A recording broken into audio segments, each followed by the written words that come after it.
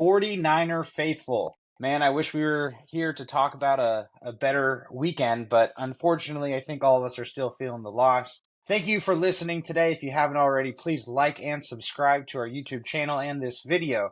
What we saw this weekend, guys, wasn't what we were hoping for. There was some bright moments. Obviously, the injuries really hurt us, but let's get into it, boys. How was your weekend? I know, Ryan, you went to the game, and Mark, I think you had a little bit of a youth playoff upset. Thanks for bringing that up, because that seems to be the only good news of the weekend is Mark getting the playoff upset in his football league. So congrats, Mark. And yes, we did have a lot of fun leading up to the game. The energy was awesome at Levi's. But then the game starts and then things kind of take a weird turn. The offense isn't moving, and we can get into it more, guys. But that was pretty much my weekend. Yeah, what's up, fellas? The playoff upset at the Pee Wee level was definitely the highlight of the weekend football-wise for me. It was good to get a little revenge game. Unlike the Niners, they could not get revenge on a team that's had their number, and we were able to pull out a victory against a team that beat us pretty good in the regular season. So that was fun. The game plan worked, and like I said, the only highlight of the day or the weekend for me football-wise. And the 49ers, like I said in the last pod, right? Obviously, we're hopeful Niner fans are going to win, but it's kind of the way I expected it to go. And a lot of things that we talked about in our pod previewing the game kind of turned true. So I'm excited to get into that and discuss what went wrong in this Niners-Chiefs game and hopefully turn the page to the Cowboys coming for a get-right game. So what are your guys' biggest takeaways from this week? I think our offense has a long way to go. We're obviously going to be going uphill. Now, one thing I will mention first, it was really great to see Jordan Mason get out there and play a full game. Not bothered by the shoulder injury. I had mentioned in the last pod that there is a risk of him, if he falls wrong, we could be out Jordan Mason. And God forbid at this point. Now we were out Deebo Samuels because he has pneumonia.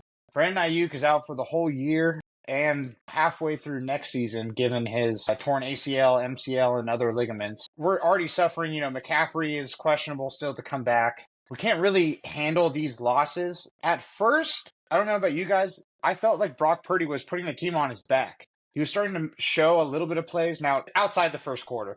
But when he started trying, I think, a little too hard, the interceptions came. And he ended up having one of his worst statistical games he's ever had in his career, even worse than the Ravens last year. For me, Brock Purdy, if we're going to talk about him to start, this was clearly his worst game as a San Francisco 49er. And it reminded me a lot of Iowa State Brock Purdy when, he didn't have the better teams and he tried to play Superman ball, and a lot of errant throws and picks happened. And that's kind of what I saw happen. He kind of felt the pressure early on. His weapons weren't there. No Deebo. Ayuk, before he got hurt, was still kind of not the same Ayuk that we had last year, and he really seemed to struggle. I mean, that pick that he threw to Kittle, or attempted to throw to Kittle on the second drive of the game, was very tough. I didn't see what he was seeing on all the views that the telecast gave us, and trying to force plays when they're not there. The offense, I think when I was talking to you guys before the podcast, we didn't have more than 5 plays on a drive before our last drive of the half to get that field goal. And so Purdy was definitely his worst as a 49er. But again, I don't think this loss is on Purdy. I will say that. As bad as he did play, I think, again, it goes back to Shanahan not being aggressive. We talked about it in the last podcast, that when you're playing the Chiefs, you got to be aggressive on fourth downs. We weren't aggressive on fourth downs. We gave up a big punt return like we talked about in the podcast. Might as well go for it. We got 4th and 2 from our own 38 after Ayuk's drop on third down, which was a dime from Purdy. That was a beautiful pass. And then when you see the punt team come out on 4th and 2, I'm sitting there yelling at the TV, just go for it, because you're playing Patrick Mahomes and you got to be able to get 2 yards. And we punt the ball, and what do you know? We give up a 55-yard return, and they had better field position than they would have had if we would have just gone for it and missed it. So Purdy did not have a great game, and Shanahan, once again, was too conservative and cost us an opportunity at this game. A game that we had no business winning, but I think a little more aggression from Shanahan would have put us an opportunity to win it. You know what's kind of frustrating, too? It seems like whenever one of our star receivers goes out, in this case, we had Jawan Jennings out, Deebo out before the game. And it seems like either with Kyle Shanahan or with Brock Purdy that they either call the plays differently or run things differently. And I remember just being at the game, me and my wife, and we are just wondering, like, what's going on? And we finally heard that 49ers chant, the first down chant, where they go, oh, oh, oh. We didn't hear that until the middle late to the second quarter. And we were like, wow, finally we got some energy going on in the stadium, because The offense wasn't giving us anything to cheer about. We're turning the ball over. We already had an interception by that point, and it was still a close game. We still had many opportunities to turn the ship around and still make it a game, but that never did happen. And I think that was a frustrating part, especially seeing it live. It's just like, we're better than this. This isn't 49ers football. I think what really hurts too is I remember the stats being kind of close between Mahomes and Purdy. So Mahomes was 16 for 27, 154, 2 interceptions, no touchdowns. So he had a rushing touchdown where he decleated Mustafa. We could talk about that a little bit later. That really irked me, seeing a hard-hitting free safety not being able to make the play against a quarterback. That's just like unheard of, right? That's your one shot to make a highlight film hit, and he gets embarrassed. But Purdy was 17 for 31, 212, so he had more passing yards, but one more interception. And I think Purdy's interceptions, 2 of them were just bad throws. One was a miscommunication with Ronnie Bell, and then the Kittle one, right? Like it was just didn't make a lot of sense. Like it didn't seem like a play he would normally make. It kind of seemed like something was off. He was trying a little too hard, whatever the excuse may be. But, I mean, Brock Purdy still ran in 2 touchdowns. Now, he did rob Jordan Mason of those touchdowns. So, for our Jordan Mason fantasy football owners, Jordan Mason getting those extra 2 touchdowns would have made his day pretty solid. But I also own Brock Purdy. Brock Purdy still managed to put up 20 fantasy points, even with 3 interceptions. But we didn't really see anything production-wise outside of Kittle, right? I mean, we did get to see the rookies play, but at one point in the game, our receivers were Cowing, Pearsall, and Conley, and Bell. If we're playing at that level, it's tough, and it almost kind of seemed like it was even because it's the same thing on the Chiefs side, right? All they have is Travis Kelce, and we shut Travis Kelce down.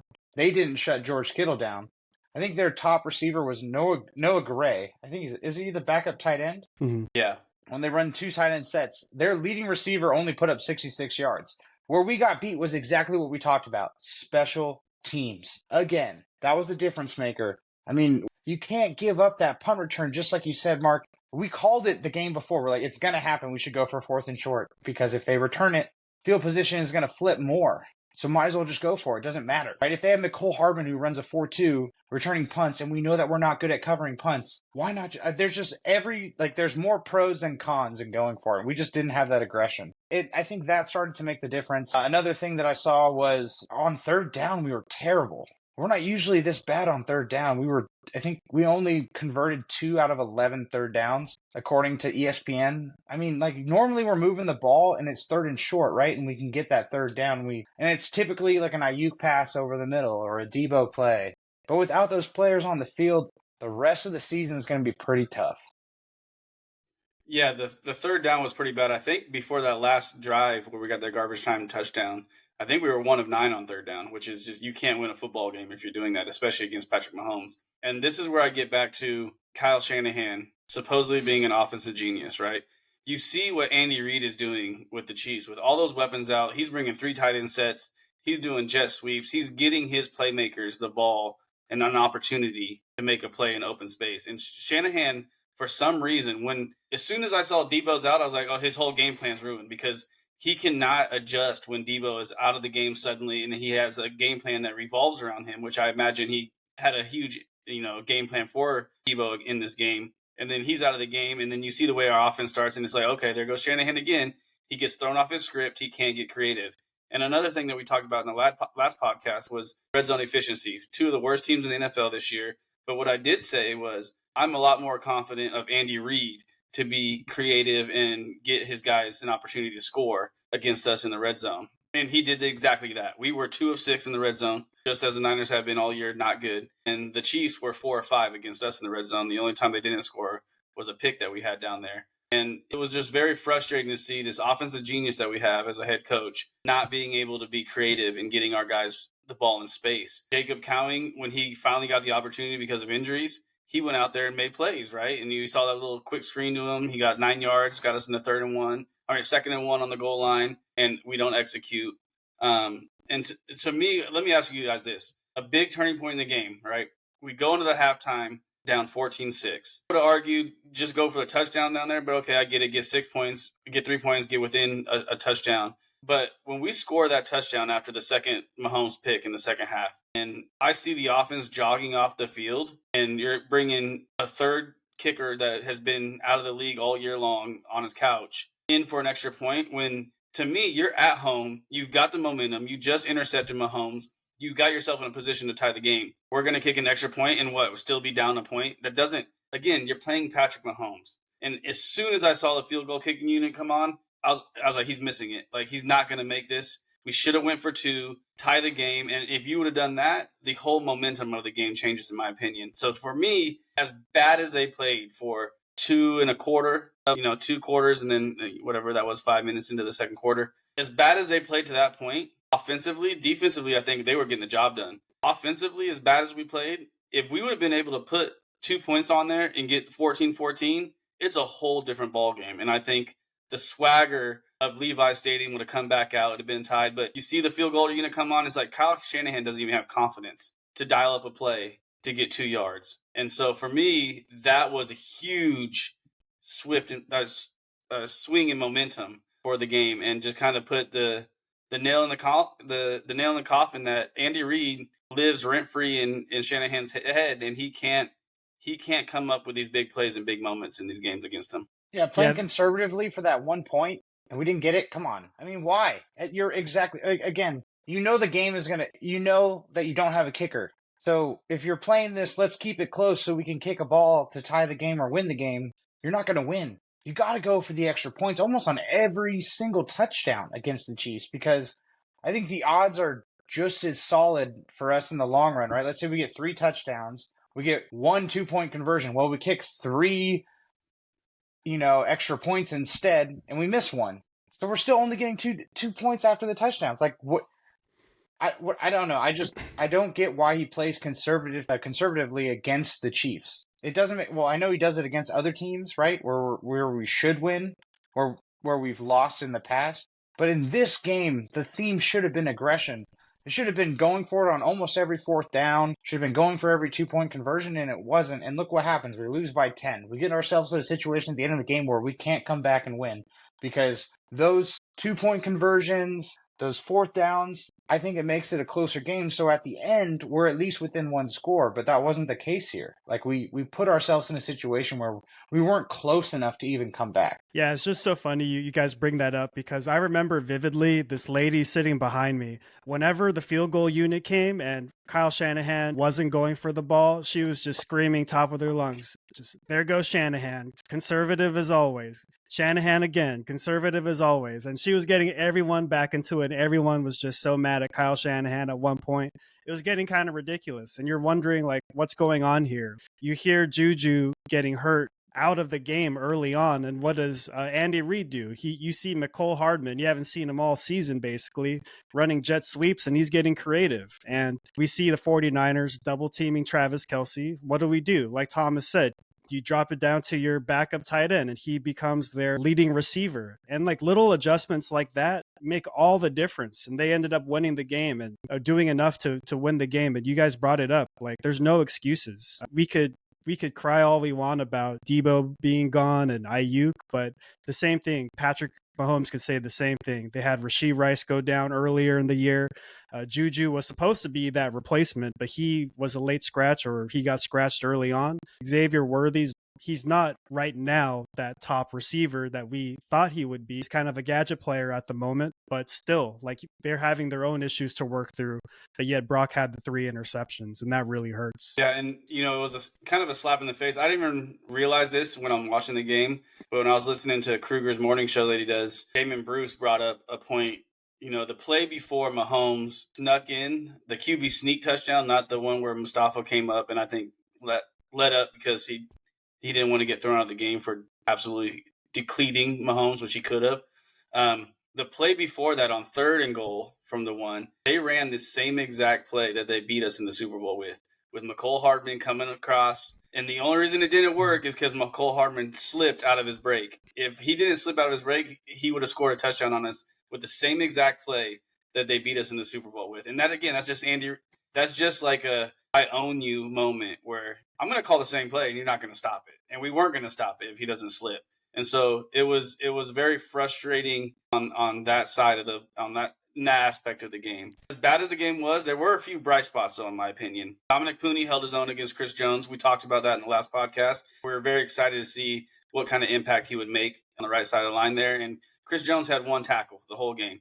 Chris Jones did not have a sack. And Dominic Pooney had a PBU because Brock Purdy threw it off the back of his head. But other than that, like, Pooney, I thought, played really well. And then on the defensive side, our guy that did, quote unquote, get trucked. Again, I don't think it was him getting trucked. It was him letting up so he didn't get thrown out the game. I think Mustafa played like a man with his hair on fire. He was flying around the field, making tackles all over the place. And so those were two bright spots that I saw. And then a third thing that I liked was seeing D. Winters on the field a lot more than Devondre Campbell. Yes, he overran some plays on that long run that Mahomes had, the 33-yard run. He whiffed him on the sidelines. I don't know what that was, but at least he was running around, putting himself in position to make plays that Devondre Campbell could only dream of getting into those positions at this point of his career. So those were three bright spots in a very negative game, in my opinion. Yeah, you brought up a good point. It was really great to see D. Winters start to play. I don't know what the actual breakdown is on how many snaps he had versus how many snaps Campbell had, but I think it's starting to shift in the direction that we want as Niner fans. More D. Winters, less Devondre Campbell. You're right, though. Mustafa, minus that play again, I thought, look, you have one shot at Mahomes to make a career highlight, and you think he let up. He might have. That's the only excuse I could think of, because we've seen this guy make huge hits coming from the safety spot. And when I saw it being him coming down to make the tackle versus Mahomes on the goal line, and Mahomes lowers his shoulder and Mustafa gets decleated, it was just like, it was really unexpected. In my mind, I'm like, oh, it's about to be a big hit. It wasn't. It was the opposite way. I did not think that Mahomes could get that touchdown when I saw Mustafa filling the gap, like coming downfield hard. In my mind, I'm like, it's over. We're shutting him down on the goal line. But that's not what we saw. But you're right. D. Winters played a great game, minus the over pursuit. I thought Jordan Elliott and Malik Collins did really well. Also on the defensive line side, even Sam O, great play. We're still not getting the results that we want from our defensive ends, and that's becoming a problem. Are you going to get good results from defensive ends against the Chiefs? Most likely not for holding calls, but I thought Leonard Floyd did okay, and Bosa just did okay. They didn't have pressures, though. Again, I mean, whether it was the coverage, maybe it was our coverage was good, and that's what held Mahomes to 154 yards, but I do think the only reason why Mahomes didn't throw for 300 against us is because he was extremely limited on the talent he could throw to. They ran the ball pretty well against us, though. Kareem Hunt, I mean, he didn't have a great game. He had 2 touchdowns. 4.7 to carry. But it's not like he ran. I mean, yeah, he was efficient when he was getting the ball. I would have liked to see a little bit less of that, but I mean, overall rushing, they didn't really kill us. And it was just more of Andy Reid was able to capitalize with what he had more than what we could do with what we had, right? I think both teams were pretty evenly matched if you look at it. Like, both teams are playing 3 receivers that wouldn't be starters at the start of the season, right? Both teams have running backs that aren't their first string running backs. But Andy Reid was able to score 28 points, and we could only put up 18. And that's just not going to beat the Chiefs. 18 points isn't going to beat the Chiefs. It's just not. You got to think why. How come we're only scoring 18 points? You got to give credit to the defense coordinator on the Chiefs side too. Just like Andy Reid was able to make those offensive adjustments, he was making defensive adjustments to help prevent what we were trying to do. And I felt like it was pretty obvious if you want to stop the 49ers, prevent the slants, prevent all these midfield passing. And that was really tough to watch. But one thing that I'll save my bright spot for the end, but one thing that I felt was a big glaring hole was our interior line defense. Like Mark mentioned, Kareem Hunt with 22 carries, 4.5 yards per carry. They were tearing us up inside. Despite Jordan Elliott, Malik Collins doing good, like Thomas said, it's just that we need some depth. We need some rotation out there. Kalia Davis, Kevin Givens, they're only situational pass rushers only. They're not anchor pieces who could be out there and who can switch out and give rest and be a solid rotation. So I think I was hoping if we were to maybe get someone in free agency, maybe attack the D-line, maybe that's a conversation for a different day. But in terms of bright spot, I thought it was actually kind of cool seeing Ricky Pearsall's first career interception or reception. And actually, I think even Jacob Cowing had his first career reception in that same drive too. But it was cool to see it in person because the whole stadium, as soon as Ricky Pearsall got that first reception, everyone just gave him a huge standing O because, having gone through a gunshot wound and doing all he could to get back to where he is today, and especially now where we really could use him, it's pretty cool to see, and I hope that he builds on it. Yeah, it was really cool to see Pearsall out there. I mean, the guy 6 weeks ago, I think it was, he got shot in the chest and had a 2% chance of living, and he's playing an NFL football game, which is a great story. And he probably was not expecting to play as much as he played today, right? He was probably going to get a few reps here and there, but Debo and Ayuk are going to be the mainstays in the receiver position. And it got to the point where you didn't have either of those guys, so you had to put the rookies out there. And Ryan, you're right. The last time the Niners had two rookie receivers make their first career catch in a game was all the way back in Kittle's rookie year with him and Trent Taylor each making a catch, who's now on the team. So that was a really cool thing to see. Now, Pearsall did struggle. An interesting stat was he averaged 1.9 yards of separation. But again, you got to expect that it's going to take him a while to get his legs under him coming up. I mean, not only was he shot 6 weeks ago, he didn't really practice much all offseason because of injuries that he was dealing with. So he's going to be thrown in there, though. I mean, now there's going to be a lot of expectation from him being a first-round pick and all the receiver injuries that we have. There's going to be a high expectation for his productiveness, and it's something that you would hope Shanahan would be able to game plan him open a few times, get him the ball in space. You would like to see him be a key red zone or third down target for Purdy. The rushing defense, Ryan, you're absolutely correct. The interior D-line, those guys that Tommy mentioned earlier are really great in pass rush. But when it comes to stopping the run, it's just not there. I mean, Kansas City ran the ball 39 times for 184 yards, which is insane. That's a stat that the Niners put up when they're dominating teams, right? And Andy Reid, who's not known for being a running offensive coordinator, just absolutely demolished us. And that was something I noticed is every time Kareem Hunt got the ball, he was falling forward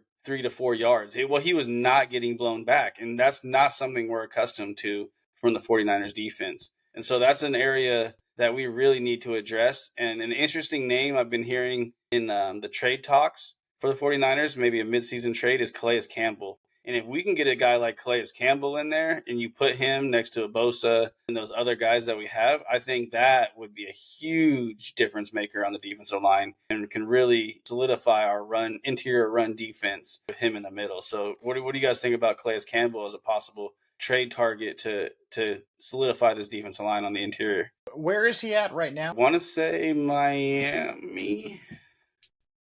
But I remember him being good, right, for most of his career. And again, he's a huge body. Absolutely in favor of doing a trade for Calais Campbell. The reason why I'm asking with Miami. 30 years old. We might not have to give up a ton for him, right? Maybe a fourth round pick, third round conditional at this point. I mean, maybe you hope that relationship with Miami, with McDaniel, is enough to get us that trade and how they feel the rest of the season, right? I mean, they could be huge sellers at the trade deadline because at this point in their season, they're not exactly looking like a playoff contention team. They got a tough division, too. They got to beat the Jets and the Bills. And at this point, they're coming from behind. They have to go on a huge winning run. Tua has to not get a concussion. So, yeah, they could be sellers, and that could be good for us. But I do expect, based off where we're at with our injuries on offense, that Shanahan and Lynch put their heads together and they figure out a way to get the fan base back on board with what we're doing by making a splash for a defensive player. Whether that's Calais Campbell. There was a couple rumors about Hassan Reddick. I don't want Hassan Reddick. He costs too much. He hasn't played all season. He's not going to be the Hassan Reddick that we think of, right? He hasn't played all season, so it's going to take him 2 or 3 games to get back into football shape, minimum. He actually re-signed with the Jets. He did? He ended up signing He it? reworked it today. Okay, so there it goes, right? It just comes down to interior defensive line, I think, is our only option. So I'm hoping that we do make a big trade. We've done it the last few years at the deadline. John Lynch is actually kind of known for doing that, like a mid-season trade deadline splash play that, we've also done it too with other players. Like we've been known for, we got Randy Gregory. We've done it on the defensive end level. We've done it with Christian McCaffrey. I can almost expect that, right? To get a random alert like tomorrow morning or sometime soon, because coming off a loss, he knows the fan base is like, okay, we're 3-4. We have to be must-win game against the Cowboys next week, but we have many must-win games coming up, right? We haven't beat a single divisional opponent, and we still have to play them all twice. Or we beat the Seahawks, but like we have to at least go 500 in our division. I mean, there's a lot of games that are going to become must-win games moving forward now that we're 3-4, right? Because coming into this game, we very realistically could have been 5-1. So we lose this game, we're 5-2. You don't have to maybe make a splash trade. But historically, we're not very good at the draft. Might as well use those picks to get someone that is going to be a difference maker this year, because if there was any time to need a better defense, it's now. Because our offenses, I mean, without Ayuk, Debo's probably questionable this week. CMC might not play for a few more weeks. Our defense is going to have to become a top defense, right? What we're known for is being a good defense and a good run team. Well, if Jordan Mason's heavy, we can handle the run component. But with our current roster, I don't see us just making a jump out of nowhere and becoming a better defense without adding some new blood. We've seen Renardo Green step up and play well, Mustafa play well, but like how many rookies can we really ask like to do well all season? They're going to make rookie mistakes eventually. So we're going to need like a veteran presence to really make a difference on defense. Yeah, and luckily for us, like we are going to get some veteran presence, maybe not like immediately now, but we are going to get Dre Greenlaw eventually down the road, and we may not know how healthy he'll be at first, but we'll get him back, and just having his energy, his presence alone will make a huge difference. Talanoa Hufanga will get back. So if John Lynch could really strike the right move and get that right piece on maybe the defensive line or wherever, that could really be that difference maker for us. Once we have the full squad back, things could be a whole different ballgame with the 49ers and the defense especially. Yeah, for sure. I mean, Greenlaw coming back would be that would be a midseason trade kind of impact right there, just getting him back on the defense. As we kind of look forward to where we stand now, 3-4, facing the Cowboys, then a bye. I was listening to Grant Cohn and Larry Krueger actually on my way to practice and on my way home from practice today. And Grant Cohn had an interesting question, and I'm curious to see what you guys think. I'd like to bring it up on our podcast. His question is, based on the first 7 games of the year, who is the most overrated 49er on the team? And I think you guys would be shocked by his answer, but I want to hear your guys' answer first. I have an answer too. But his answer was very didn't expect it, but once he kind of gave his explanation, I was like, you know what? He kind of has a point. So right now, 3-4, season to start, rough way to start the season. Who's the most overrated 49er? Okay. You want me to guess what Grant guessed, or what I guess? What your opinion is, and then Okay. I'll let you know. If you guys don't say who it is, I'll let you know who it is, and then what my guy is. Yeah, I'm gonna go first. I'm just gonna spread out with the first person that came to my head, and for this season, in terms of the word overrated, Brandon Ayuk came to my head, and for obvious reasons, just because we paid the man $30 million, and you could say he had that one game this season. Sure, that was like supposed to be his come out game, but it wasn't the first one. But besides the point, the whole season as a whole wasn't good for Brandon Ayuk. And after that entire summer of that whole circus of following his free agency, okay, you're really that guy? Okay, we're going to pay you like it. And this whole back and forth. And for him to get out there and kind of not be that guy on the field, what's what makes me think that he has to be that overrated guy, because so many people were counting on him, real life, fantasy, you name it, and he was just a huge letdown this year. I might make a little bit of a controversial choice here. Nick Bosa, the Little Bear. I think he's the most overrated player on the Niners team. That's exactly who Grant Cohn said. That's a good one. Is it right really? there. Yeah. I haven't listened to that pod yet. Let's hear Thomas's analysis, and we'll So, again, we're paying Nick Bosa quarterback money. He's not putting up that kind of stat on the defensive level.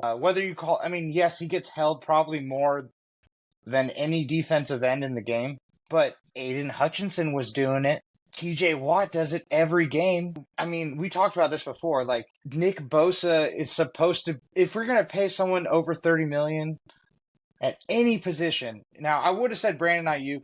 I feel like that's almost a given, though. I think, like, yeah, it's too easy. I said it before the pod when we were talking, and I mean, Brandon Ayuk, we should have forced him to play at $14.5 million. and then we could have cut his ass because he's not signed after this season. It would have been a little messed up, right? Post-injury, don't re-sign the guy. Or if we do re-sign him, we re-sign him super cheap just so he is still making money while he's recovering. But Nick Bosa's the next highest paid player, and he hasn't put up anywhere near the stats that you would hope he could put up. And it's frustrating because if the Niners' whole core is defensive line first, your best defensive lineman is quote-unquote Nick Bosa, and he's putting up similar stats as rotational players on other teams, it's not going to get the job done. And it throws us into a further payroll hole because Nick Bosa at 30 plus million a year, and he's giving you a handful of sacks. I mean, he's not making game-breaking plays. He did it against the Seahawks, but Geno Smith, we own Geno Smith. We could do that without Nick Bosa. I mean, it could have been Sam O had a great game against the Seahawks. I mean, he's just not a difference maker, and he should be. And I don't know what the reason is this year, right?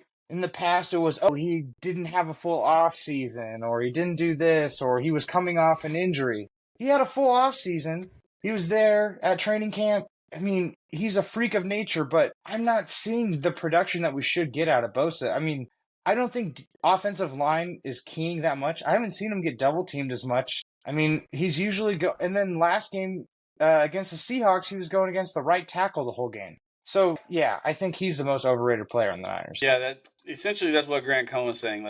The guy is getting paid TJ Watt, should have been Aiden Hutchinson money, Myles Garrett money, and he's not performing that way. And Grant Cohn said he turned into Joey Bosa. As soon as Joey Bosa got paid, Joey Bosa was like, hey, where are you, dude?